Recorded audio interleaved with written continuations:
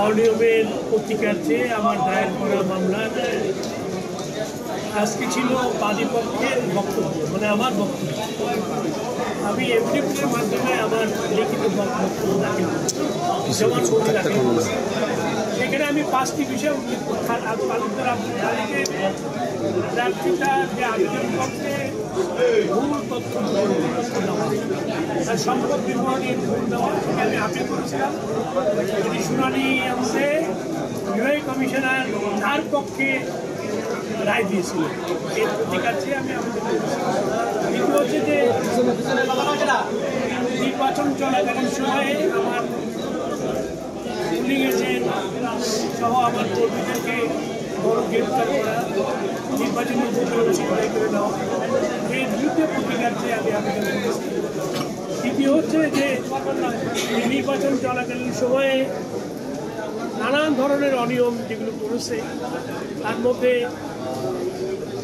ভোটারদের ভোট কেন্দ্রে যেতে যায় নাই এবং আমার পুলিং এজেন্ট ফর্ম ছিনিয়ে নেওয়া, এর বিরুদ্ধে প্রতিকার চেয়ে আমি আবেদন করেছি। আর তালুকদার আব্দুল খালেকের তিনি যে সম্পদের মালিক ছিলেন, তিনি একটা ইউনিভার্সিটি প্রতিষ্ঠা করেছিলেন, সেখানে টেস্ট করে চেয়ারম্যান ছিলেন, পরিচালক ছিলেন। এছাড়া ইস্টার্ন পলিমারের শেয়ারার ছিলেন, পরিচালক ছিলেন এবং আরও একটি ব্যাংকের উনি পরিচালক ছিলেন। এই সমস্ত জায়গা থেকে যে উনি অর্থ পেতেন, সম্মানী ভাতা পেতেন, সেগুলো উনি ওনার তথ্য বিবরণীতে দেন নাই। এটি চূড়ান্ত অনিয়ম। এই জন্য তার প্রার্থীতা বাতিল করা উচিত বলে আমি আবেদন করেছি।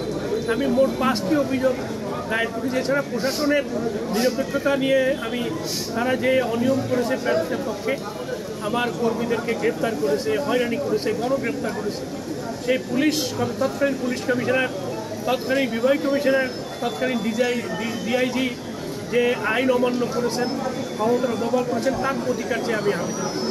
মোট 5টি অভিযোগের ভিত্তিতে আমি এছাড়াও যে ভোট ডাকাতি হয়েছে, ব্যালট পেপারে মানে সিল মেরে, নৌকার সিল মেরে দাখিল করা হয়েছে ভোট কেন্দ্রে, ভোট ঢুকে এবং পুলিং এজেন্ট তাড়িয়ে দিয়ে যেগুলি ভোটের বক্সের মধ্যে ঢুকানো হয়েছে, সেখানে প্রিজাইডিং অফিসারের সই ছিল না, টিপ সই ছিল না, এগুলি আবার তদন্ত করে ব্যবস্থা নেওয়ার জন্য আমি নির্বাচনী ভোট বাতিলের জন্য আমি আবেদন করেছি।